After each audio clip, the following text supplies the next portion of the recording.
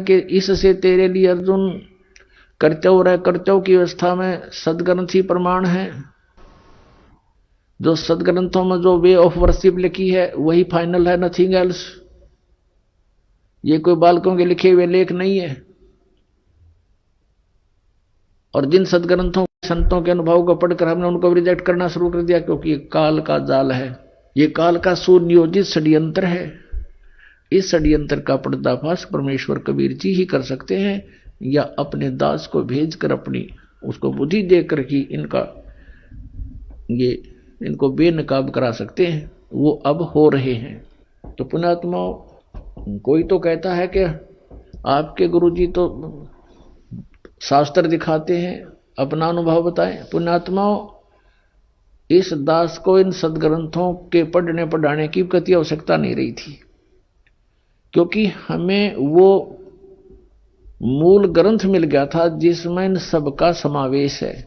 वो सूक्ष्म वेद, पांचवा वेद जो काल ने नष्ट कर दिया था और अज्ञान फैला दिया था, और जो सूक्ष्म वेद जिसको तत्व ज्ञान कहा सदग्रंथों में, परमात्मा ने स्वयं आकर बोला था कबीर वाणी में, सच्चिदानंद घन ब्रह्म की वाणी में, वो हमें प्राप्त हो गया था। हम अपनी साधना कर रहे थे, फिर प्रेरणा हुई परमात्मा की। दास ने अर्ज किया, प्रभु आपका ज्ञान 100% सत्य है, लेकिन जब तक जिन सदग्रंथों को जो आपकी आत्मा इस काल के द्वारा बांटे हुए इन धर्मों में लगी है भगवान, जब तक उन ग्रंथों में आपकी पहचान नहीं होगी, आपको नहीं मान सकते। कितना सुख दे लो भगवान, इस सुख का तो अंत ही नहीं है। इस नकली सुख का आपने बताया है 3 लोक से तृप्त ना ही ये मन भोगी खसिया। तो यहां कितना सुख देंगे हम, कितना इनको अपने पास लगा सकेंगे। 10 सुख हो गए, एक ना इनको प्राप्ति हुई, कोई उसी में छोड़ जाएंगे, त्याग जाएंगे, काल के दूतों का फिर फंस जाएंगे। परमात्मा ने दास की पुकार सुनी। एक दिन प्रेरणा करी। क्रोधाश्रम बन चुका था उस समय। पहले घर घर जाकर के सत्संग करते थे, डेली के कई पाठ होते थे, सारा दिन व्यस्त रहते थे। फिर थोड़ी सी राहत मिली, फ्री हुआ थोड़ा सा, क्योंकि सत्संग पाठ हम सामूहिक करने लग गए जैसे अब शुरू करके। फिर सोचा कि अब इस समय का सदुपयोग हो। प्रभु प्रेरणा की परमात्मा ने, एक परमात्मा की वाणी याद आई कि वेद मेरा भेद है, मैं ना वेदन के माही, पर जौन वेद से मैं मिलूं वो वेद जानते नहीं। परमात्मा की वाणी का ये अर्थ है कि चारों वेद मेरा ही गुणगान करते हैं, लेकिन वेदों में वर्णित विधि से मेरी प्राप्ति नहीं हो सकती। और जिस वेद से मैं मिलूं उस सूक्ष्म वेद से, इन वेदों में उसका ज्ञान नहीं है, वो ज्ञान वेदों में नहीं है, ये वेद जानते नहीं। तो सबसे पहले दास ने सोचा कि गीता का अनुवाद भी किया हुआ, इसमें देखते हैं शायद परमात्मा का इसमें कोई ज्ञान पावे। ओए होए, जो ही श्रीमद् भगवद गीता को देखा, गीता ज्ञानदाता कहता मैं तो नासवान हूं, मेरी जन्म मृत्यु होती है, और वो परमात्मा कोई और है। फिर 15वें अध्याय के अंदर देखा, इसमें सारा ही निर्णय है। तीनों गुण क्या है सदग्रंथों से देखा। वैसे पहले भी हम वर्बली सुनते थे, रजगुण ब्रह्मा, सदगुण विष्णु, तम गुण शिव जी। एकदम जैसे भूखे न भोजन, निर्धन को धन मिल जावा, फूला नहीं समाया करे, ऐसी दास की उमंग होगी। उठाया पेन कलम, नए सिरे से अनुवाद शुरू किया। गहरी नजर गीता में एक पुस्तक बनाई, और सन 2001 के अंदर ये प्रेरणा हुई परमात्मा की, और वो पुस्तक बना के समाज में प्रवेश करी। बुद्धिमान समाज ने उसको पढ़ा, देखा, दूसरे अनुवादों से तुलना की, तो दांतों तले उंगली दबाई। तो पुण्यात्माओं, दास को इन सदग्रंथों की आवश्यकता नहीं थी, ये आपके लिए है। मेरे लिए तो ये सदग्रंथ ऐसे हैं जैसे अंधे की लालटेन होती है। एक अंधा व्यक्ति रात्रि के समय हाथ में जलती हुई लालटेन लेकर जा रहा था, लैंप। आगे से बच्चे आ रहे थे उछल कूद मचाते हुए, उस अंधे ने आवाज लगाई, बेटा देखना, देखना मैं अंधा हूं, अंधा हूं। अब बच्चों ने देखा कि ये आदमी बतावे अंधा, और लालटेन किस लिए ले रखी है इसने, लैंप किस लिए ले रखा है। निकट आकर के कहने लगे, बाबा क्या सचमुच अंधे हो? आखा बेटा मैं अंधा हूं। फिर लालटेन किस लिए ले रखा आपने? उस अंधे ने उत्तर दिया, तुम आंखों वालों के लिए कहीं मेरे में टक्कर ना मार दो, बुढ़े आदमी ने घेर दो किता है। तुम आंखों वालों के लिए है कि मुझसे बाईपास हो जाओ, मुझे ना तंग करो, मैं गिर ना जाऊं, मुझ में टक्कर ना मार दो, मुझे तो दिखता नहीं। तो कहने का भाव ये है पुण्यात्माओं, ये जो सदग्रंथ है प्रत्येक धर्म के, तो उन अनुयायियों के लिए वो शिरोधार्य हैं। और जो इन सदग्रंथों को भी नहीं मानते, जैसे राधा स्वामी पंथ वाले और धन धन सतगुरु पंथ वाले, जय गुरुदेव पंथ वाले, ये कहते हैं हमने वेदों और गीता की आवश्यकता नहीं, हमारा ज्ञान तो वेदों और गीता से आगे का है। हमारे तो परम धनी है, उन्हें जो वचन बोल दिए वो हमारे लिए सत्य है। उन्होंने तो अपने अनुभव से कहते राधा स्वामी धाम की खोज करी है, फिर अमेरिका खोज दिया और राधा स्वामी धाम। किसी भी सदग्रंथ के इतिहास में नहीं राधा स्वामी कोई लोक है। जो स्वयं सृष्टि रचनहार ने स्वयं बताया है कि सतलोक, अलखलोक, अगमलोक और एक अकैलोक, और ये के बताऊं मेरा उस तो ऊपर साडा राधा स्वामी लोक है। और वो राधा स्वामी लोक बताने वाला भूत बनकर अपनी शिष्या उस बुक्की में लौट रहा, राधा स्वामी लोक उनका वह बुक्की बन गई। फिर इस शिवदयाल जी की शिष्या थी एक बुक्की नाम की लड़की, और उसकी मृत्यु के बाद राधा स्वामी, उस शिवदयाल की मृत्यु के बाद वो शिवदयाल उसमें प्रेत बनकर आकर बोलने लग गया। उन्हीं के द्वारा लिखे हुए स्वामी जी महाराज के जीवन चरित्र में लिखा हुआ है। तो पुण्यात्मा जो ये कहते हैं कि हमने वेदों और गीता इनका आवश्यकता नहीं अन्य सदग्रंथों की, तो वो तो कति नास्तिक होने के कागार पर खड़े हैं। अब राधा स्वामी पंथ, ये धन धन सतगुरु पंथ, जय गुरुदेव पंथ और जितने भी नकली पंथ है, इनके अनुयायी अब बेचारे दुख पाके लुट के पिट के हर तरह से, आध्यात्मिक ज्ञान तो है ही नहीं, और जो भौतिक लाभ होना था वो भी नहीं हो सकता, क्योंकि उनकी वे ऑफ वर्शिप बिल्कुल शास्त्र विरुद्ध है। पांचों नाम काल के जानो, पांचों नाम काल के जानो, घट रामायण के 27 पृष्ठ पर दूसरे भाग में लिखे। और उनसे अलग एक छठा नाम है, आदि नाम है, सतनाम और आदि नाम, उनसे मोक्ष होगा, वो उनको ज्ञान नहीं। तो इस प्रकार जो अपने सदग्रंथों से परिचित हैं, सदग्रंथों से कितने परिचित हैं कि वो ये मानते हैं कि हमारे सदग्रंथ हमारे धर्म के, हमारे लिए पूज्य हैं, मान्य हैं, इनमें जो लिखा वो सत्य है। तो उन पुण्यात्माओं को समझाना भी 2 मिनट की बात है कि जैसे हम पहले लोकवेद सुना करते, दंत कथा, श्री ब्रह्मा जी, श्री विष्णु जी, श्री शिव जी, ये अजरो अमर है, इनके कोई माता पिता नहीं, सर्वेश्वर महेश्वर कालज्ञ मृत्युंजय, इनका कोई रचनहार नहीं, सर्वेश्वर है, ये था लोकवेद। और हम ये भी सुनते थे कि ये ज्ञान ये महापुरुषों ने सदग्रंथों को पढ़कर हमें सुनाया है, क्योंकि उस समय हम अपने सदग्रंथ नहीं पढ़ सकते थे। आज परमात्मा ने सबसे पहले तो हमारी आंखें बनवाई, यानी हमें ये ज्ञान दिया, अक्षर ज्ञान दिया। इस अक्षर ज्ञान के आधार से अब हम अपने सदग्रंथों को स्वयं देखेंगे, फिर हम किसी की लोक वेद पर आधारित नहीं रह सकते। तो वो धन्य है वो पुण्यात्मा जो अभी तक अपने सदग्रंथों में विश्वास लिए हुए हैं। और दुर्भाग्य उन व्यक्तियों का जो एक नया मजहब खड़ा कर दिया, जिन्होंने नया मार्ग बना दिया, उन्होंने समाज को फिर से बांट दिया। ये जितने भी पंथ बने हुए हैं, ये राधा स्वामी पंथ के जितने भी भाग हो गए, जय गुरुदेव पंथ, सच्चा सौदा सिरसा पंथ, जगमालवाड़ी पंथ, जनोदम पंथ, इनके तंडरे ये काबली की कृषि जामगी सारे गए। अब ये कुछ दिनों में राजनीतिक स्टंट बन जाएंगे, अलग से मजहब बन जाएंगे, अगर ये मार्ग मालिक का ऊपर नहीं आया तो और कई भागों में मनुष्य समाज बट जाएगा। लेकिन अब मालिक का वो आदेश है कि सभी धर्म और सभी ये पंथ एक हो जाएंगे, इस ज्ञान के आधार से एक होंगे और पूरे विश्व में ये तत्व ज्ञान फैलेगा, सब प्यार से रहा करेंगे। ये माया की जो हवस है या बिल्कुल खत्म हो जाएगी, क्योंकि ज्ञान हो जाएगा। ये माया की जो दौड़ लग रही है बिल्कुल नाश हो जाएगी, क्योंकि ज्ञान हो जाएगा कि हम क्या उद्देश्य लेकर यहां आए थे।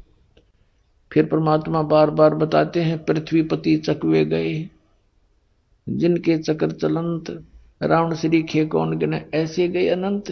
गरीबदास साहब कहते हैं, चकवे हो गए चूहा, पूरी पृथ्वी का राजा था, सत भक्ति ना करने से चूहे की योनि में गया, अब बिल भी स्वयं बना करके मिट्टी में लेट रहा है। तो के चाटे यहाँ के सुख को, बाढ़ में जाओ ऐसा सुख ऋषि को ठी, और ये कार जो हमारी ये दुर्गति कर रहा है, और वहां सतलोक में यही सृष्टि होगी, ऐसा ही शरीर है, ऐसी ही आत्मा रहती है, सारे सुख हैं, कोई कष्ट नहीं, ना वहां मृत्यु है, वृद्धावस्था नहीं है, ऐसा शरीर है जिसमें कोई कष्ट नहीं होता। तो पुण्यात्मा, ये कोई दंत कथा नहीं, क्योंकि ये महापुरुषों का आंखों देखा वर्णन है और परमात्मा ने स्वयं आकर बताया है, वो ज्ञान है। अब हम प्रसंग आप पर बताना चाहते हैं कि जैसे हमने कौन से परमात्मा की भक्ति करनी है, हम उसी विषय पर आते हैं। जैसे ब्रह्मा विष्णु महेश, ब्रह्मा जी की भक्ति तो हमें करने का आदेश नहीं था कि इसकी तो करनी नहीं चाहिए, और विष्णु जी और शिव जी की हम भक्ति करते थे, उसके साथ साथ हनुमान जी, बाबा श्याम जी और देवी देवता, गांव का बाबा, तीर्थ व्रत, ये सभी करते रहे। तो ये हमें यही बताया गया था कि इनकी साधना ही करने से लाभ होगा। तो जब तक हमें ज्ञान नहीं था तो हम इनको पूजा करते थे, और अब इनके इतिहास में जो लिखा है वो हमें सदग्रंथों से जानकारी होगी। अब देखिएगा श्रीमद् देवी भागवत,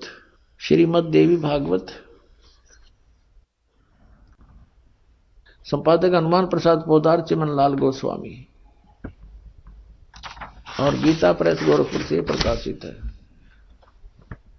गीता प्रेस गोरखपुर से प्रकाशित है। ये आप देख रहे हैं, फैक्स और फोन नंबर है। इसके 123 पृष्ठ पर इनकी जीवनी लिखी है, ब्रह्मा विष्णु महेश की महिमा लिखी है, क्या स्थिति है इनकी। ये 3रा स्कंद है। भगवान विष्णु अपनी माता दुर्गा की स्तुति करते हुए कह रहे हैं, तुम शुद्ध स्वरूपा हो, यह सारा संसार तुम ही से उद्भासित हो रहा है। मैं ब्रह्मा और शंकर, हम सभी तुम्हारी कृपा से विद्यमान हैं। हमारा आविर्भाव माने जन्म, और तिरोभाव माने मृत्यु हुआ करता है। हमारा आविर्भाव जन्म, तिरोभाव मृत्यु, जन्म मृत्यु हुआ करता है। केवल तुम ही नित्य हो, जगत जननी हो, प्रकृति और सनातनी देवी हो। यह भी ध्यान रखना कि दुर्गा को प्रकृति भी कहते हैं। फिर भगवान शंकर बोले, देवी यदि महाभाग विष्णु तुम्ही से प्रकट हुए हैं तो उनके बाद उत्पन्न होने वाले ब्रह्मा भी तुम्हारे बालक हुए। फिर मैं तमोगुण लीला करने वाला शंकर क्या तुम्हारी संतान नहीं हुआ? अर्थात मुझे भी उत्पन्न करने वाली तुम ही हो शिवे। संपूर्ण संसार की सृष्टि करने में तुम बड़ी चतुर हो। इस संसार की सृष्टि, स्थिति और संहार में तुम्हारे गुण सदा समर्थ हैं। उन्हीं तीनों गुणों से उत्पन्न हम ब्रह्मा विष्णु एवं शंकर नियमानुसार कार्य में तत्पर रहते हैं। अपने आत्माओं, जो हम इनके बारे में ये सुना करते थे, ये अजरो अमर हैं, सर्वेश्वर हैं, ब्रह्मा विष्णु महेश, इनके कोई माता पिता नहीं है, ये था लोकवेद, यानी सुना सुनाया ज्ञान, दंत कथा। और अब हमने पढ़ा इनका जीवन चरित्र। इसमें लिखा है कि ये तीनों ये नासवान हैं, इनकी जन्म मृत्यु होती है, इनकी माता दुर्गा है। पिता कौन है वो और आगे वर्णन लिखा हुआ इसी के अंदर है, और शिव पुराण में तो बिल्कुल क्लियर कर रखा है, रुद्र संहिता में। वो काल रूपी ब्रह्म यानी ये ज्योत निरंजन सरपुरुष इनका पिता है। तो यहां स्वयं इसमें 5 कंसेप्ट क्लियर हो गए इन 10 पंक्तियों में। एक तो ये होगा कि ब्रह्मा विष्णु महेश नासवान है, दूसरा इनकी माता दुर्गा है, तीसरा प्रकृति दुर्गा को कहते हैं, चौथा ये हो गया कि रजगुण ब्रह्मा सतगुण विष्णु तमगुण शिव जी हैं, और पांचवा ये हो गया कि ये केवल नियमित कार्य ही कर सकते हैं, किसी के संस्कार में परिवर्तन नहीं कर सकते। किसी के भाग्य में दुख है, वो प्रारब्ध में दुख कष्ट पाप है, क्योंकि पाप से दुख होता है, तो वो दुख उसको भोगना ही पड़ेगा जो इन भगवानों का पुजारी है। और ये स्वयं नासवान है, इनकी जन्म मृत्यु स्वयं होती है, तो इनके उपासक की भी जन्म मृत्यु होगी। और जब तक जन्म मृत्यु है परम शांति नहीं हो सकती। अब बात आती है इनके पिता। इनका पिता कौन है? ब्रह्म, ज्योत स्वरूपी निरंजन, ये काल। और इसी ने श्रीमद् भगवत गीता का ज्ञान श्री कृष्ण में प्रवेश करके बोला।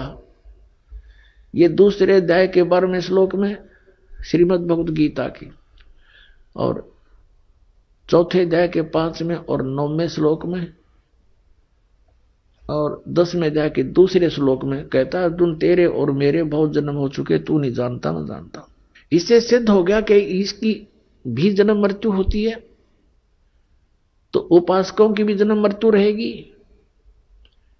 इसलिए इसने 7वें अध्याय के 18वें श्लोक में कहा कि अर्जुन ये ज्ञानी आत्मा जो मेरे तक सीमित है, इनको मैं पसंद हूं, मैं अच्छा लगता हूं, और मुझे ये भी अच्छे लगते हैं क्योंकि इन्होंने तीनों गुणों की पूजा त्याग कर मेरी साधना शुरू कर दी। उनसे तो अच्छा लाभ मेरे से मिलेगा, लेकिन मेरे वाली अनुत्तम गति में ही ये सचित रहे। कारण क्या था? क्योंकि इनको तत्वदर्शी संत ना मिलने से इन्होंने मेरी ही पूजा को अंतिम मान लिया। अपनी गति को भी 7वें अध्याय के 18वें श्लोक में गीता ज्ञानदाता ब्रह्म कहता है ये अनुत्तम है, घटिया है, व्यर्थ है, बैड है, वेरी बैड। इसलिए 18वें अध्याय के 62वें श्लोक में कहा कि अर्जुन तू सर्वभाव से उस परमेश्वर की शरण में जा, उसकी कृपा से ही परम शांति को और सनातन परम धाम को प्राप्त होगा। तो अब हमने वो राम सिलेक्ट करना है कि कौन से राम की पूजा करें जिससे हमें ये परम शांति प्राप्त हो। तो इससे सिद्ध हो गया कि जब तक जन्म मृत्यु है परम शांति नहीं, क्योंकि अपनी साधना को घटिया बताता है, कहता मेरी भी जन्म मृत्यु, तुम्हारी भी जन्म मृत्यु, तो वो तो अनुत्तम है, उससे परम शांति नहीं हो सकती। फिर बताया है 15वें अध्याय के 1 से लेकर 4 में, जैसा कि अभी आपको कंसेप्ट क्लियर हो गया कि रजगुण ब्रह्मा सतगुण विष्णु तमगुण शिव जी भी है। यहां बताया है कि उल्टा लटका संसार रूपी वृक्ष है, और इसके ऊपर को जड़ नीचे को तीनों गुण रूपी शाखा है। गीता ज्ञानदाता कहता है कि मैं इसके विषय में यहां गीता में विचार काल में आपको कुछ नहीं बता पाऊंगा, क्योंकि इसका आदि और अंत यानी सृष्टि रचना से मैं परिचित नहीं हूं, क्योंकि पूर्ण परमात्मा सत्य पुरुष ने जो सृष्टि रची और ये काल भी उसी ने रचा है। तो गीता अध्याय नंबर 10 के श्लोक नंबर 2 में गीता ज्ञानदाता ये ब्रह्म काल कह रहा है कि मेरी उत्पत्ति को न ये देवता जानते, ना सिद्ध पुरुष जानते, और ना ये ऋषि जानते, क्योंकि ये मेरे से जन्मे हैं।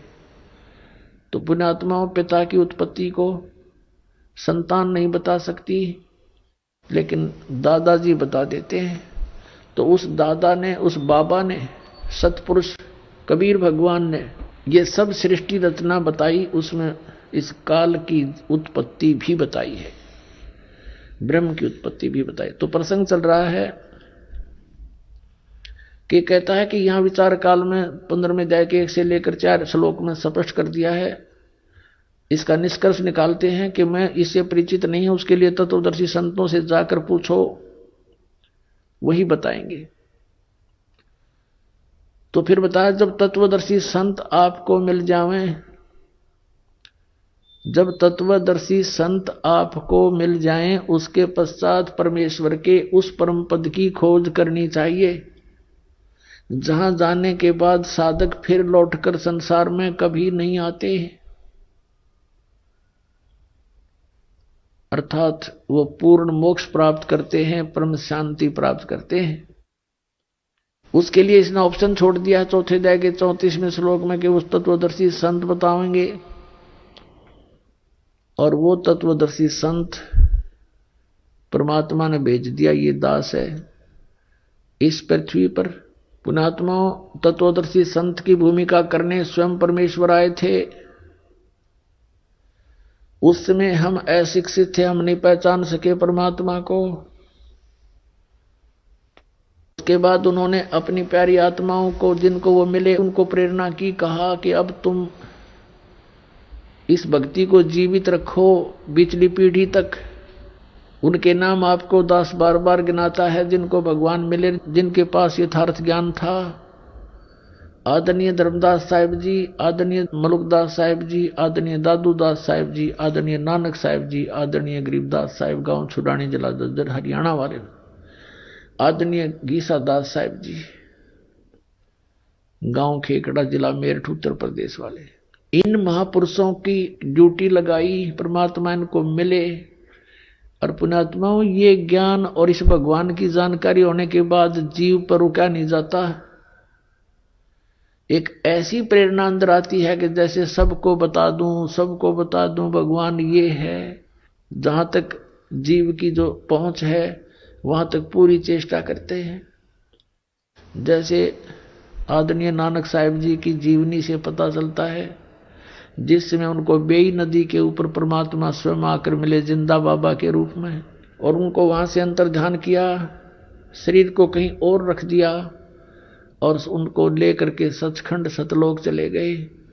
वहां से आकर वापस छोड़ दिया और फिर उनको बताया कि मैं धानक रूप में, जुलाहे रूप में बनारस में भी रहता हूं। तो वहां परमात्मा पहले उनको मिले थे कबीर रूप में, एक भक्त रूप में मिले थे नानक जी को। उनसे काफी गोष्ठी की थी, लेकिन उस समय श्री नानक देव जी नहीं माने थे, लेकिन ज्ञान से घायल जरूर हो गए थे। फिर परमात्मा जिंदा बाबा का रूप बना करके दोबारा वहां पहुंचे, फिर सचखंड लेकर गए। वहां से छोड़ दिया कि मैं काशी के अंदर रहता हूं, जुलाहे का कार्य करता हूं, स्वामी रामानंद जी मेरे गुरु हैं और मैं पृथ्वी पर गया हुआ हूं ज्ञान प्रचार के लिए।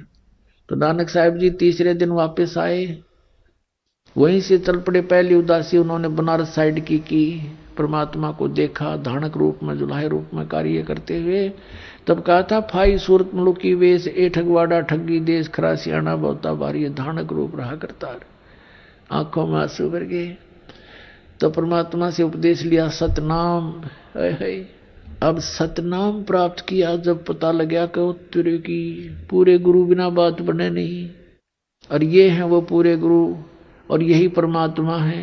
वाहे गुरु वाहे बालक हो, आपको लाल दे रखा है दास ने सतनाम का।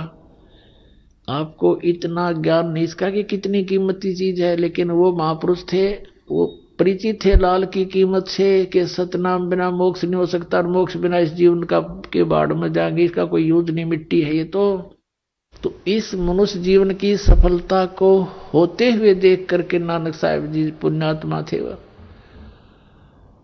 अब उनके खुशी का ठिकाना नहीं रहा। वाहे गुरु वाहे गुरु वाहे गुरु, सतनाम सतनाम, वो तेरे की यू है सतनाम।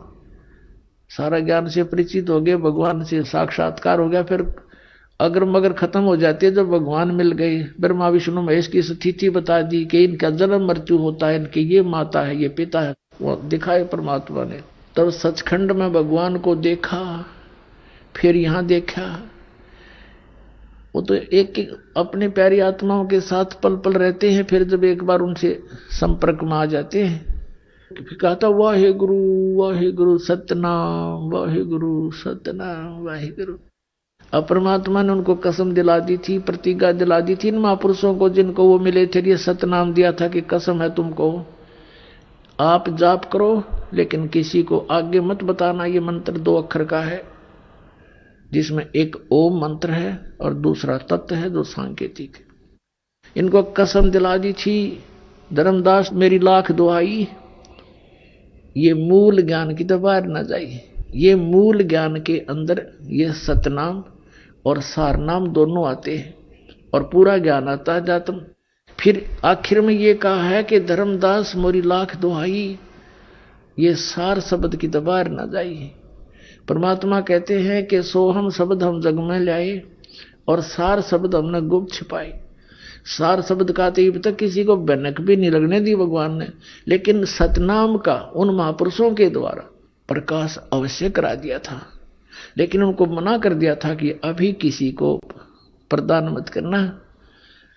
और पुण्यात्माओं, जैसे वाहिगुरु जो किया नानक साहिब ने, वो किसको देखकर किया? कबीर परमेश्वर को देखकर किया। उस परम अक्षर पुरुष सतपुरुष को देख करके जो वाहिगुरु के, ये तो भगवान भी और गुरु भी, और यहां दानक रूप में ये वही बैठा। तो जब उनकी वाहिगुरु जो कसक है वाहिगुरु, तो ये किसकी तरफ थी?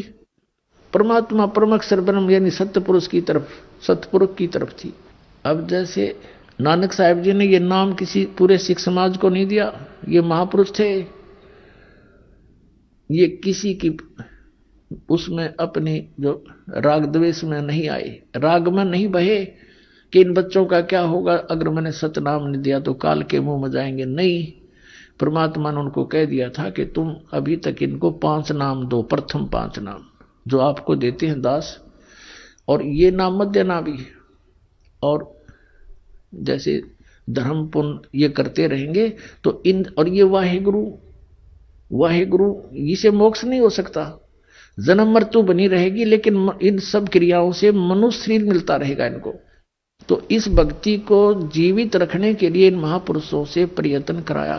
नानक साहिब जी की जीवनी देखो, उसमें रखी में कहाँ गए, सिद्धों की आंखें खोलने की चेष्टा की, लेकिन वो मान बढ़ाई के भूखे थे, वो फेल भी हो जाते थे नानक साहिब जी के सामने की तत्व ज्ञान के आगे, लेकिन हार स्वीकार नहीं करते थे। सब जगह चेष्टा की समझाने की, लेकिन ऑल इन वेन, व्यर्थ रही, क्योंकि हम शिक्षित नहीं थे। तो कहने का भाव यह है कि उठ महापुरुषों ने उन ऐसी क्रियाएं देंगे कि अभी तक हम उनको पढ़कर मनुष्य जीवन प्राप्त करते रहे, और हमें कुछ थोड़ा आध्यात्मिक जैसे यज्ञ का लाभ होता है वो भौतिक लाभ होता रहा, हमारी आस्था भगवान में बनी रही। अब वो पूरे सिख समाज में इवन जो नीचे के 10-9 गुरु थे उनको भी सतनाम प्राप्त नहीं था, और सतनाम बिना मोक्ष नहीं। तो क्या बताया कि वाहिगुरु इन मंत्रों के जाप करने से इन अपनी यानी अनुयायियों को इतना सहारा मिलता रहा कि वो मनुष्य जीवन प्राप्त करते रहे, और आस्था भगवान में बनी रही, क्योंकि भक्तों के घर में जन्म होते रहे। और एक परंपरा चल पड़ी, भगवान के भंडारे करवाते हैं, वाणी का पाठ करवाते रहे।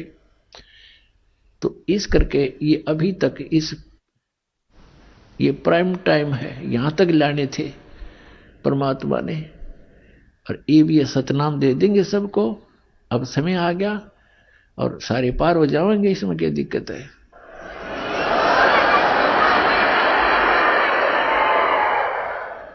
तो क्या बताया था उन्होंने, वाहिगुरु।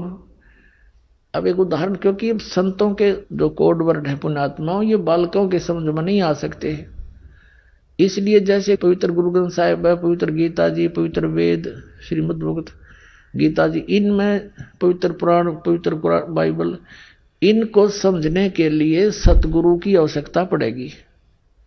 अब कोई इन्हीं तक सीमित रहे तो उससे बात बने नहीं, स्वयं निष्कर्ष जीव नहीं निकाल सकता।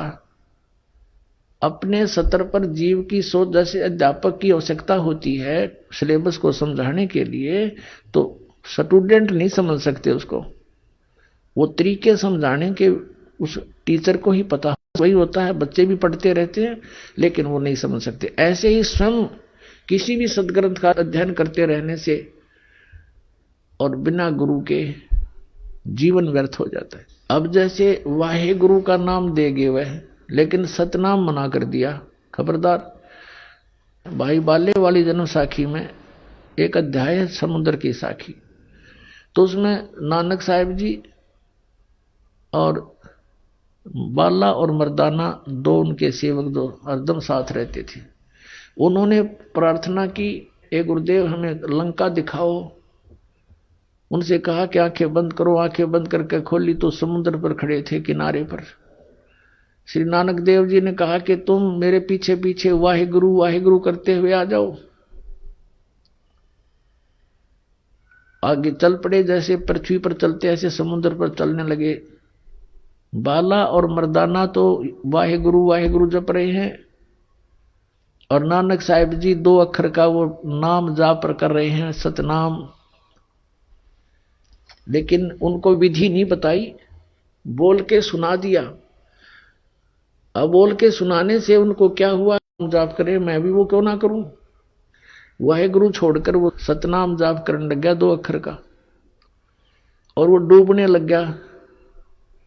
तब नानक साहिब जी ने कहा कि मर्दाना तू वो जाप कर, वाहिगुरु जो मैंने व्याख्या है, मेरी नकल मत कर। गुरु की नकल नहीं करनी चाहिए, गुरु जी की करने की तरफ नहीं देखा है, वचन पर डटना शिष्य का कर्तव्य होता है।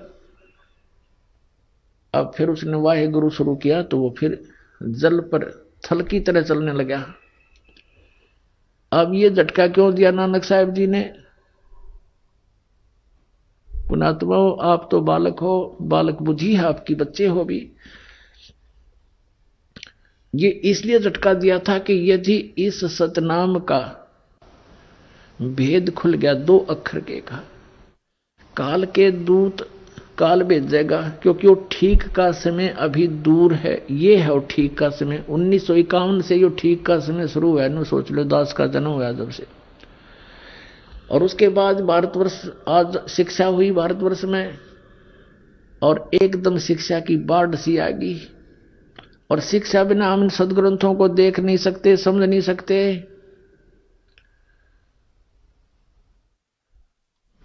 तो इसलिए उन्होंने मना किया था कि काल अपने पंथ बनावेगा, और उन पंथों के संतों के हाथ यदि ये सतनाम 2 अक्षर का लग गया तो ये भी वही नाम देंगे, और वो अधिकारी हैं नहीं इस नाम के देने के।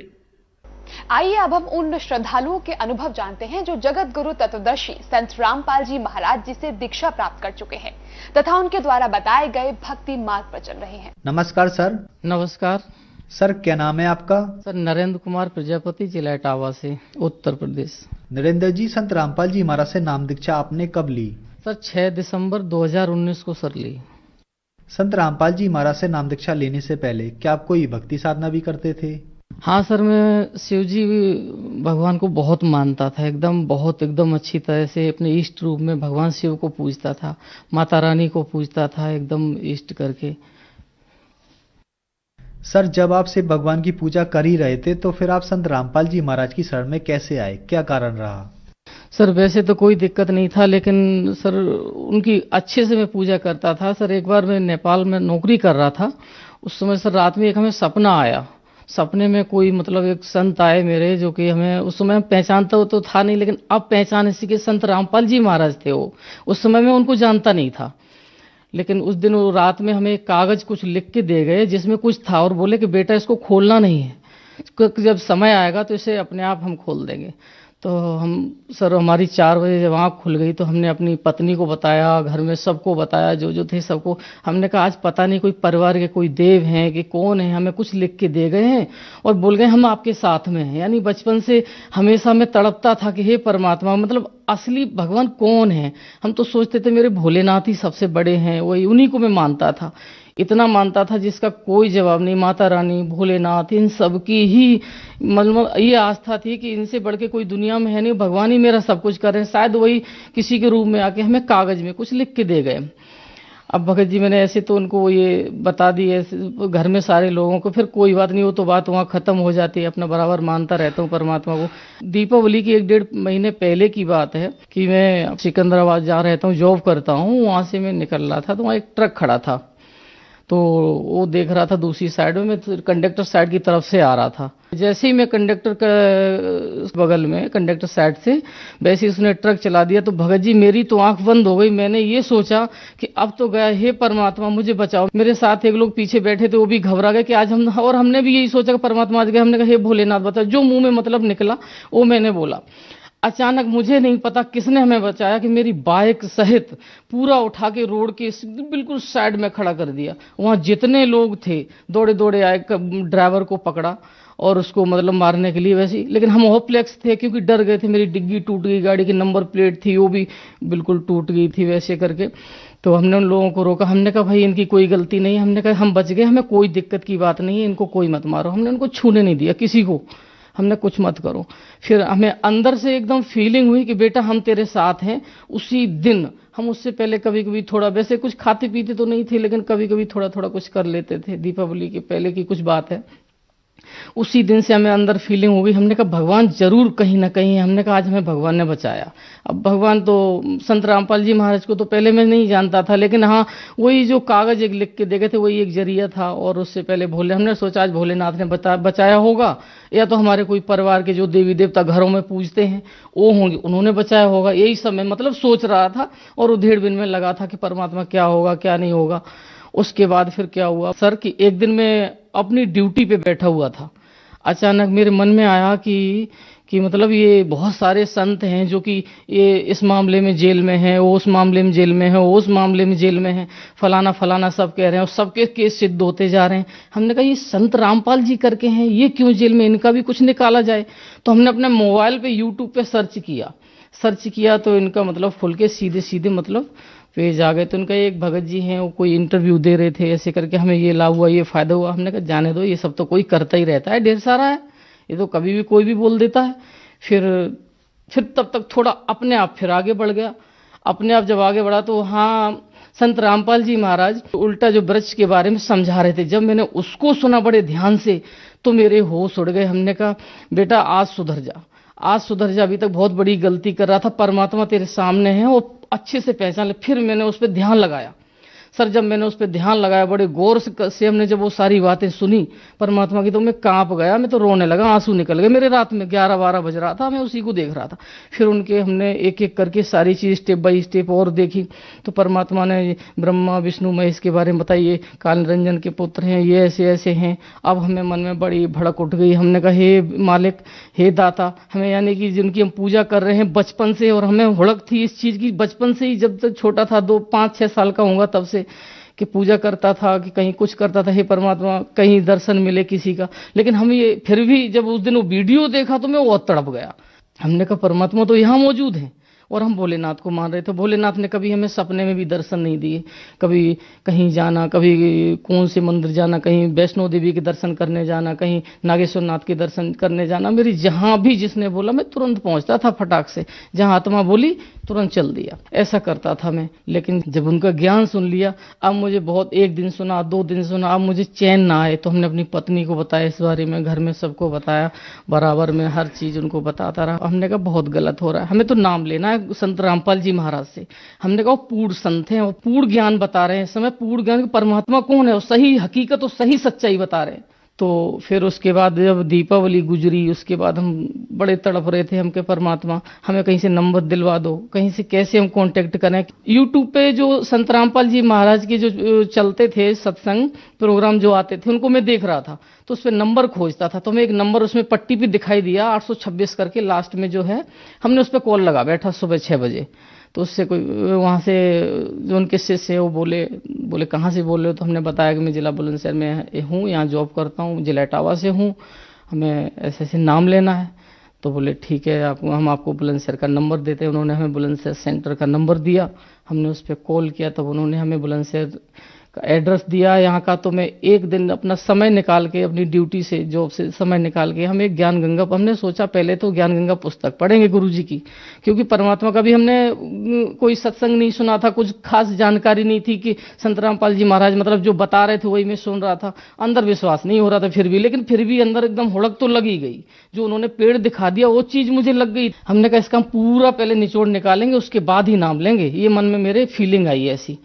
तो हम एक दिन अपना सुबह सुबह अपनी पत्नी को साथ में लेके सेंटर पे, वहाँ उन्होंने जैसे जैसे एड्रेस बताया था, मैं गुरु संत रामपाल जी महाराज जी का जब वहाँ सेंटर पे पहुँच के, सर उससे पहले 1 महीने मेरे 2 बार त्रासदी इतनी तगड़ी तगड़ी हुई जिसका कोई जवाब नहीं। मेरी जान से जाने वाला था हिसाब किताब मेरा। मुझे मन में ये फीलिंग आ रहा था कि मुझे कुछ होने वाला है। इधर संत रामपाल जी महाराज का हमने ज्ञान सुना तो हमें ये लगा कि हम बहुत गलत पूजा कर रहे थे, हमें परमात्मा तक मेरी खबर ही नहीं पहुंच रही, हमें बचाएगा कौन। मुझे अपने मरने की सबसे ज्यादा टेंशन हो रही थी कि मैं ऊपर जाने वाला हूं, जल्दी नाम ले ले कुछ बच जाएगा। परमात्मा जब सही रास्ता मिल रहा है और अगर मरने से पहले कुछ अगर सही हो रहा है तो उसको कर लो। तो हमने पत्नी को साथ में लेकर जब नामदान संत रामपाल जी के नामदान सेंटर पे जब वहाँ बुलंदशहर पहुंचा तो यहाँ आके फिर हमने उनसे नामदान फिर लिया उसी दिन। और उसके ठीक तीसरे दिन मुझे नाम लिए मतलब 3 दिन हुए थे, और 3 दिन के बाद ही हमें उन्होंने संत रामपाल जी महाराज ने हमें दर्शन दिए, हमारे पास आए और वहाँ मेरे बगल में आके खड़े हो गए। फिर अचानक क्या हुआ, रात का 9:30 लगभग बज रहा था, संत रामपाल जी वहाँ आ गए। मैं रो रहा था बहुत तेज, तो उसी समय हमारा एक फ़ोन आ गया, तो फ़ोन को मैंने रिसीव कर लिया उधर। तो संत रामपाल जी महाराज फिर वहाँ से चले गए, लेकिन दर्शन दे गए। अब हमें 2 दिन तक लगभग चैन नहीं आया। उसके बाद हमें दिन भर फीलिंग यही रही कि हम कहे संत रामपाल जी महाराज जी आज नाम लिया, तुरंत ही उन्होंने दर्शन दे दिए। हमने कहा ब्रह्मा विष्णु महेश दुर्गा जी माता रानी इष्ट देव उनको मान रहा था, तो हम कहे भोलेनाथ ने तो हमें कभी दर्शन नहीं दिए। हमने कहा आज गुरु महाराज जी को हमने संत रामपाल जी महाराज को गुरु बना लिया और संत रामपाल जी महाराज मुझे आज ही दर्शन दे गए। बड़ी खुशी का ठिकाने नहीं रहा सर। उसके ठीक तीसरे दिन हमें एक कंपनी, जो हम जिस काम का जो जॉब करते हैं उस लायक बड़ा खतरनाक काम है सर, तो उसके लिए हमें कहीं अपना प्लांट छोड़ के दूसरे में कहीं मैं गया, तो वहाँ हमें बुलाया गया कोई काम से। हमारा उस प्लांट को हमें चलाना था, रात में उसको सेट करना था। तो जब वहाँ पहुँचा तो प्लांट तो गैस पे चल रहा था, बहुत खतरनाक प्लांट था। तो अचानक उस दिन उसमें ऐसा हो गया कि उसमें इतनी मतलब हीटिंग चलती है, 800 900 1000 तक हीटिंग चलती है। उस दिन वो हीटिंग पता नहीं कैसे डाउन मार गया, इतना डाउन मारा फिर उठने का नाम नहीं लिया। अब नाम नहीं लिया तो इतना परेशान लेबर परेशान। 1-2 टन लकड़ी मैंने डलवा दी, 3 टन तक लकड़ी डलवा दी, लेकिन हीटिंग पूरी नहीं दे पाया। अब हम बहुत रोए। वहाँ रात में 12 बज रहा था, समय 11-12 का समय, फिर 1 बजा 1:30 बजा, लेकिन वो नहीं उठा। सारे 2-3 लेबर थे वो अपने चले गए। अब मैं बहुत परेशान हो गया। लास्ट में हमने कहा अगर इसमें कुछ गड़बड़ी फालतू में मारे जाएंगे। हमने कहा ये गैस का प्लांट है, फाल्ट मार देता है, एकदम बैक मारता है तो फट जाता है सिलेंडर की तरह। अब सर मैं वहाँ बैठा मैंने संत रामपाल जी महाराज को याद किया। हमने कहा संत रामपाल जी महाराज आप पूर्ण परमात्मा का ज्ञान देते हैं, तो आप पूर्ण परमात्मा मेरे लिए, मेरे गुरु महाराज आप मेरे भगवान हो। हमने कहा अगर आप हो तो हम आपकी परीक्षा ले रहे हैं। हमने ऐसे बोला। हमने कहा संत रामपाल जी महाराज आप हमारा प्लांट अब आके संभालो, क्योंकि हमने आपसे नामदान लिया है और हम आपको ये चीज बोलते हैं और आप हमारा संभाल के दिखाओ, तब जानेंगे आप गुरु। हमने कहा आप परमात्मा हो, पूरा ज्ञान दे रहे हो। हमारा सर इतना कहते ही इतना तुरंत टेम्परेचर 1 मिनट हुआ, 2 मिनट हुआ, 1 2 3 4 5 करके टेम्परेचर बढ़ना स्टार्ट हुआ। हमने जब देखा मेरा टेम्परेचर बढ़ रहा है तो हमें इतनी तसल्ली मिली। हमने कहा मेरे गुरुजी महाराज संत रामपाल जी महाराज आ गए। हमने कहा जय हो बंदी छोड़ की, ऐसे करके कुर्सी पे जम गया। मैंने कहा परमात्मा, हमने कहा गुरुजी अब नहीं मैं उठने वाला। हमने कहा गुरुजी अब तो आप आ गए, अब चलाओ प्लांट एक बार। तो संत रामपाल जी महाराज का मेरा नाम लेते ही प्लांट इतना फास्ट चला जिसका कोई जवाब नहीं। और हमने ये भी बोला था कि मेरी इज्जत का सवाल है। हमने कहा गुरुजी मेरी इज्जत का सवाल है परमात्मा। हमने कहा संत रामपाल जी महाराज से बोला ऐसे करके। हमने कहा मेरी इज्जत का सवाल है, हमें आज बचाओ आप यहाँ से, क्योंकि दूसरी जगह गया। एक तो नाम मेरा था चारों तरफ कि फलाना है, फलाने हैं जो हमारा नाम लेके बुलाते, मतलब कभी कभी नरेंद्र नाम है तो मोदी करके बोल देते कि मोदी जी आए हमारा प्लांट करने, खराब कहीं हो गया तो हमारा नाम बेकार हो जाएगा। गुरुजी नाम के लिए मैं जी रहा हूँ। हमने कहा हर इंसान ही जीता है। तो फिर सरे जब प्लांट मेरा अपने आप, जब इतना कहते ही मेरा प्लांट अपने आप स्टार्ट हुआ, इतनी हीटिंग बढ़ी कि मेरा प्लांट अपने आप चला। मुझे कुर्सी पे जम गया। मैं 2 बजे बैठ गया, मैं नहीं उठा वहाँ से। मुझे 6 बजे छुट्टी, मतलब जाना था, अपनी ड्यूटी पहुँचना था दूसरे प्लांट पे। तो अपने आप पूरा प्लांट फाइनल हुआ और इतनी गैस बढ़ी, मुझे लास्ट में जाके खुद गैस को खुद अपने आप थोड़ा सा उड़ाना पड़ा और अपने आप पूरा प्लांट गुरुजी ने चलाया। परमात्मा आए, संत रामपाल जी महाराज, उन्होंने पूरा करके सीधा का सीधा किया और हमें फीलिंग भी करा गया कि हम आए, क्योंकि हमने जो चीज़ 2-3 घंटे में और इतने लोगों को लगा के हमने जो चीज़ नहीं कर पाई, वो बस इशारे में उनका नाम लेते ही परमात्मा का सब अपने आप हो गया। गुरु जी संत रामपाल जी का जैसे ही मैंने नाम लिया, हमने कहा गुरु जी चलाओ आज आपकी परीक्षा है। हमने कहा सर, तो फिर जैसे ही इतना किया प्लांट अपने आप चल गया। अपने दूसरे दिन सर मैं अपने प्लांट आया, अपना बढ़िया से कर रहा था, परमात्मा का 2 दिन मैंने अच्छे से नाम लिया। हमने कहा संत रामपाल जी महाराज हमके मेरी इज्जत उन्होंने बचाई है, तो हमने उनका खूब बढ़िया से जैसे जैसे उन्होंने अपने भक्ति साधना के जो मंत्र दिए थे हम अपना उनको जाप किया। तीसरे दिन सर उसके बाद फिर क्या हुआ, हमारे जहाँ हम नौकरी इस समय करते हैं वहाँ पे एक लाइन बनानी थी तेल की, तो कोई था नहीं, हम ही बना रहे थे उसको, तो लीक हमसे कैसे भी उसमें एक छेद रह गया। तो जब रात में जब वो मशीन गैस पे आई तो उसके बाद क्या हुआ, उसमें से तेल निकलना स्टार्ट हो गया। और उसमें मैं वहाँ अकेला था, एक लोग और थे, तो उन्होंने देखा लेकिन वो चले गए क्योंकि मैं अकेला फिर वहाँ पड़ गया। अब तेल उसमें से कम 2-3 मोटी की धार तेल की निकलने लगी। वो तेल इतना खतरनाक है कि पेट्रोल के बराबर। अब मुझे जब उस दिन संत रामपाल जी महाराज का नाम लेते ही प्लांट चल गया, फिर मुझे बड़ी खुशी का ठिकाना नहीं। हम कहा गुरुजी आपके घर में हमने यूट्यूब पे देखा, वो बताते हैं, सब लोग बताते हैं, और जब इंटरव्यू पे देखते हैं उन्होंने बताया कि हमारी जाली बढ़ा दी थी परमात्मा ने। हम कहा गुरुजी आप हमारा छेद बंद कर दो इसका, नहीं तो कल हमारी इज्जत का फिर सवाल है। हमने कहा आज नहीं तो या तो फिर गैस इतनी हो जाएगी, नहीं तो मुझे कुछ हो जाएगा, जिंदा नहीं बचूंगा, परमात्मा बचा लो। अंदर एकदम खुशी हो गई, सारे रो में खड़े हो गए। देखते देखते तुरंत तेल सारा सब बंद, अपने आप ऑटोमेटिकली तेल बंद हो गया वहाँ का। हमने कहा जय हो बंदी छोड़ की, संत रामपाल जी का नाम लिया। और फिर उसके बाद ठीक पूरी रात अच्छे से मतलब करता रहा। फिर उसके बाद जब फिर 3 दिन गुजरे, 3 दिन के फिर हर 3 दिन की, अभी 6 दिसंबर से लेके आज लगभग 2.5 महीना हो रहा है। और 2.5 महीने के अंदर में हर 3 दिन पे, तो पहले 1 महीने में 3 दिन 4-4 दिन के बीच में संत रामपाल जी महाराज ने बराबर हमें दर्शन दिए।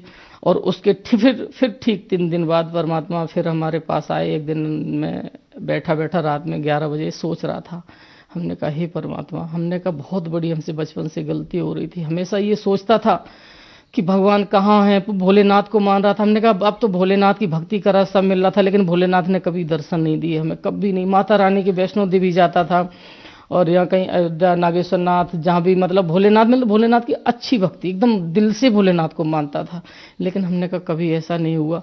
फिर अंदर फिर फीलिंग आई, रात में लगभग 11 बज रहा था, फिर अंदर फीलिंग आई। हमने कहा गुरुदेव, हमने कहा संत रामपाल जी महाराज को बोला, हमने कहा हे गुरुदेव, हमने कहा जो 15 साल पहले या 13 साल पहले जो हमें आप एक कागज अगर आप लिख के दे गए हो तो हमें वो आप प्रूफ करो, या और कोई दे के गया है। घर के कोई देवी देवता होते हैं, कोई अपना इष्ट जो घर में पूजते नहीं, जो श्राद्ध करते हैं, अगर वो कोई मेरी मदद कर रहे हैं। यानी अभी 1 महीने में हमारे साथ इतना ढेर सारा आइटम हो गया, कहीं जान पे 2-2 बार आ गई, हमें किसने बचाया परमात्मा हमें। हमने संत रामपाल जी को ऐसे बोला। तो संत रामपाल जी को जब ऐसे हमने बोला उनके पर सर, तो संत रामपाल जी सर एकदम अचानक एकदम सीधा ऊपर, मेरा टीन सेट बहुत बड़ा है गोदाम सा, पूरा एकदम सामने सफ़ेद सफ़ेद एकदम वाइट रूम में जैसे ही आ गए तो मैं कुर्सी था, फिर मैं रोया बैठ के। हमने कहा हे परमात्मा, मेरे नाम लेते ही आप आ जाते हो। हमने परमात्मा इतना, हमने मेरे इतने अच्छे कर्म जो मेरे एक आवाज़ लेते ही तुरंत परमात्मा पहुँचते। परमात्मा जैसे ही है, मेरा कुर्सी बैठा था, मेरे शरीर से दूसरा शरीर निकला, उनके पैर पकड़ लिए जाके।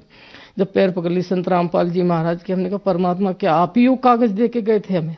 तो परमात्मा ने ऐसे करके कागज़ दिखाया, प्रथम नाम हमें मिला, और उसके बाद जो नाम आगे मिलने वाले हैं वो नाम सारे हमें दिखा दिए। जो सेकंड नाम, जो और लास्ट नाम है, सारे नाम उसमें थे जो कि हम ले नहीं सकता इस समय। जब परमात्मा ने वो सारे नाम ऐसे दिखा दिए, हमने पैर पकड़े रहा हूँ, शरीर मेरा दूसरा, यहाँ मेरा प्लांट फिर गैस पे चल रहा था, मैं अकेला था। उस दिन भी बिल्कुल अकेला था। रात में 11-11:30 बजे परमात्मा आए, 11:45 बज रहा था लगभग। फिर परमात्मा ने हमने जो उनसे पूछा, उनसे हमने पूछा कि परमात्मा आप ही अगर पूर्ण परमात्मा हो तो हमें अपने पूर्ण रूप दिखाओ। आप सब लोग कहते हैं कि आप जेल में हो, अगर जेल में हो तो आप ये क्या है, ये कोई और है। परमात्मा ने अपने जो संत रामपाल जी महाराज ने अपना पहले वाला रूप दिखाया, जेल वाला रूप दिखाया, जो अब इस समय वो रूप दिखाया। मैं 5 रूप उन्होंने दिखाए। फिर मैं बहुत रोया, एकदम रोया। पैर तो उनके छोड़े ही नहीं, कुर्सी पे मैं बैठा रहा, प्लांट मेरा चल रहा अपने आप। हमने कहा गुरुजी मेरा प्लांट चल रहा। बोले बेटा कोई नहीं चलने दे, प्लांट चल रहा। मैं कुर्सी बैठा, दूसरा मेरा ऐसे शरीर जो सूक्ष्म शरीर है वो निकला। मैं देख रहा हूँ कि मैं वहां भी हूँ और यहाँ भी हूँ। वहां भी मैं देख रहा कि उनके पास में पैर पकड़ा हूँ, और यहाँ भी मेरा शरीर हिल नहीं रहा, आराम से है, देख रहा हूँ बराबर। इस शरीर से भी वो शरीर भी अपना देख रहा हूँ कि परमात्मा का वहाँ है। और जैसे अभी आपसे ऐसे समय बता रहा हूँ, इस समय भी मुझे लग रहा है कि अभी परमात्मा मेरे सामने खड़े, एकदम एकदम एग्जिटिव सामने दिखाई दे रहे हैं सामने। फिर गुरुजी हमसे बोले संत रामपाल जी महाराज चलो बेटा घुमाते। तो अब हमें तो नहीं पता कहाँ घुमा के, ऐसी जगह वो हमारा शरीर कुर्सी पे बैठा और वहीं से हमें उन्होंने दिखा दिया। वहां से कोई व्हाइट कलर का दूध जैसा एकदम बादल में आसमान में उड़ा के ले गए। वहां से अब जैसे कि सतलोक बोलते हैं, तो हमें तो यही लगा कि सतलोक करके एकदम बहुत अच्छी जगह जो कि दिल में सुकून सा है। और आज जो भी अभी जैसे बता रहे हैं तो हमें ये लग रहा है मेरे ठीक सामने खड़ा है। काल का लोक उन्होंने हमें वहीं से झकवाया, उसी जगह से ऐसे झकवाया कि जैसे कि हम जब उनके गुरु संत रामपाल जी महाराज के जब वहाँ साथ में थे, तो जब उनके साथ में थे अपने आप ऑटोमेटिक ऐसे किए पड़ा है और उसके पीछे का लोक हमें दिखाई दे रहा है। उन्होंने ये चीज हमें वहाँ दिखाई संत रामपाल जी महाराज ने। अब जब मैंने देखा, हम कहे गुरु जी हमें तो अभी प्रथम नाम आपने दिया है और ये सब इतना तक झकवा रहे। बोले बेटा कोई नहीं, देख ले, ऐसे करके ऐसे बोले बेटा देख ले कोई नहीं, इतना बोले। तो जब वो ऐसे करके ऐसे काल गिरा पड़ा है वहां, उसके पीछे का लोग हमें वहीं से झकवा रहे जहां मैं कुर्सी पे बैठा हूं, और दूसरा शरीर परमात्मा के पैरों के पास है। वहां से जब उन्होंने दिखा दिया सारी चीज, तो सर उस दिन हमारे पास संत रामपाल जी महाराज हमारे पास 12 बजे से लेके सुबह 4 बजे तक लगभग रहे। फिर एक लोग हमारे यहाँ के कोई आ गए, फिर वो चले गए वहां से। फिर उसके बाद जब फिर 2-3-4 दिन गुजरा, फिर हमें अपने घर जाना था। जब हम अपने घर गए अभी लगभग पिछले महीने में, तो कुछ झगड़ा लड़ाई हर घर में थोड़ा थोड़ा चलता है। तो उस लड़ाई झगड़े के टेंशन की वजह से 2-3 दिन बाद घर से मैं वापस आ गया, अपनी पत्नी को घर में छोड़ा। सर में दर्द उस दिन बहुत ज़्यादा था, तो मैं शाम को आया, में ड्यूटी पर आया। हमने कहा संत रामपाल जी महाराज से, हमने कहा गुरुजी हम बहुत परेशान हूँ। हमने संत रामपाल जी से बोला, हम कहा गुरुजी मैं बहुत परेशान हूँ, बहुत सर दर्द हो रहा है और घर में बहुत टेंशन है। उनके परमात्मा मुझे नींद नहीं आ रही, रात भर में जगा हूँ, बहुत परेशान। ऐसे रात में मैंने बोला, अपना भक्ति के जो मंत्र दिए अपना उनको कर रहा था थोड़ा थोड़ा। फिर सर जैसे ही सुबह हुआ 5 बजे मैं चारपाई पे लेटा, नित्य नियम हमने लगाया। नित्य नियम लगा तो मुझे लेटे 2 मिनट भी नहीं हुआ कि संत रामपाल जी महाराज हमारे पास आ गए, आके मेरे पास बैठ गए और मेरा ये यहाँ से ऐसे करके ऐसे ऐसे दबाने लग गए। अरे मैं तो घबरा गया, मैं तो रोने लगा। हम कहे गुरुजी आप ये क्या कर रहे हो? हम कहे हमें हमारे ही दबा रहे हो, पाप में हम जाएंगे। बोले नहीं नहीं बेटा कोई नहीं, मैं तेरे लिए ही आया हूँ, मैं तेरे लिए बेड लेट लेट। मुझे उठने नहीं दिया संत रामपाल जी महाराज ने, बोले बेटा लेट में तेरे लिए आया। मेरे सर पे ऐसे हाथ फिराया और मेरा ऐसे ऐसे ये दबा रहे हैं ऐसे करके। अरे मैं बहुत रोया, मैं रोता गया। तुरंत उन्होंने मुझे सुला दिया। कब चले गए तुरंत पता नहीं, ठीक 45 मिनट बाद में उठ बैठा। उठ के बिल्कुल फ्रेश पाया, सर दर्द खत्म, सारा कुछ एकदम 0 सन्नाटा, कोई दिक्कत नहीं, एकदम सारी की सारी। फिर पूरे दिन हमने फिर घर में हमने अपनी पत्नी को बताया। हमने कहा आज परमात्मा फिर मेरे पास आए। हमने कहा 1 महीने में कई बार, हम 2 महीने में कई बार मेरे पास बराबर आ गए। और जब जब परमात्मा को याद किया तो बराबर आ गए। फिर सर आपको एकदम गर्व के साथ बोलते हैं, मुझे बिल्कुल भी ये नहीं लगता कि हम पहले जो कि भक्ति कर रहे थे शिव जी और माता रानी की सबकी, तो हमें ये लगा रहता पता नहीं भगवान है भी या नहीं।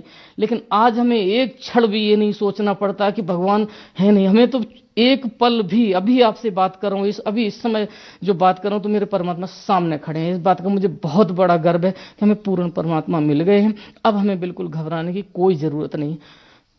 नरेंद्र जी क्या काम करते हैं आप? सर हम ये टायर प्लांट का काम करते हैं, फोरमैन है इस लाइन के, और मतलब फिटर का भी काम करते हैं। किसी भी प्लांट का कोई भी काम मिले तो XYZ मतलब टेक्निकल का काम कोई भी मिले तो करता हूँ।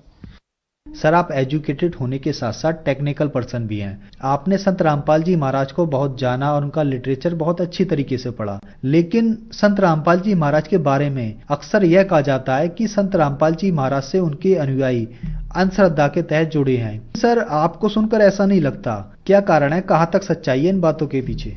हमने गुरुजी को, उनको गुरुजी के शरीर से गुरुजी को नहीं देखा। हम अपना खुद इतना निगेटिव थे, क्योंकि सारे गुरुजी जो बताते हैं फलाने जय गुरुदेव हो गए और ये आसाराम जी हो गए, सब लोग बताते हैं, तो हमें विश्वास पहले तो नहीं था।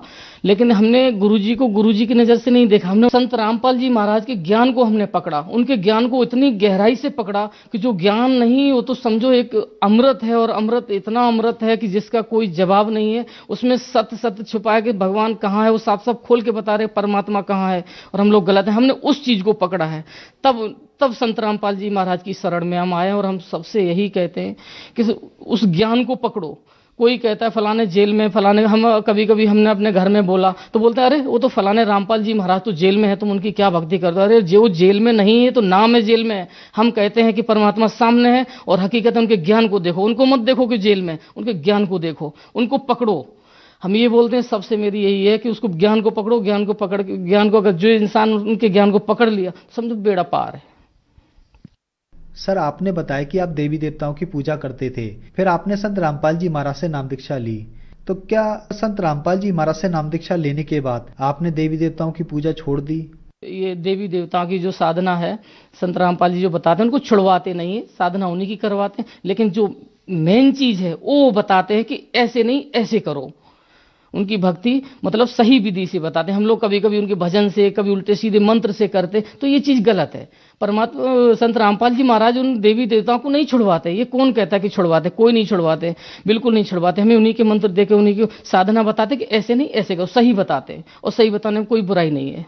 सर, संत रामपाल जी महाराज से नाम दीक्षा कैसे ली जा सकती है? संत रामपाल जी महाराज से तो वैसे सर इतनी बढ़िया बढ़िया परमात्मा ने सुविधा कर रखी, यूट्यूब चैनल है, और अपना ये उनके तो साधना चैनल हो गया, ईश्वर चैनल हो गया, किसी पे भी उनके चैनल शाम को साधना पे आता है, पीली पट्टी उस पे चलती है। आप पीली पट्टी को देखो, पीली पट्टी पे नंबर 3 दिए जाते हैं, उन नंबर पे आप कॉल करो, और कॉल करके आप जहाँ जो उस कॉल करके अपना नाम पता बताओ, जहाँ पर हो गया आपको वहाँ का सेंटर का नाम दिया जाएगा, आप वहाँ से नाम दीक्षा ले सकते हो। धन्यवाद सर। सच साहब।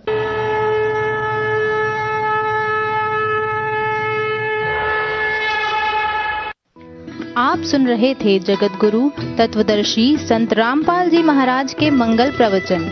अधिक जानकारी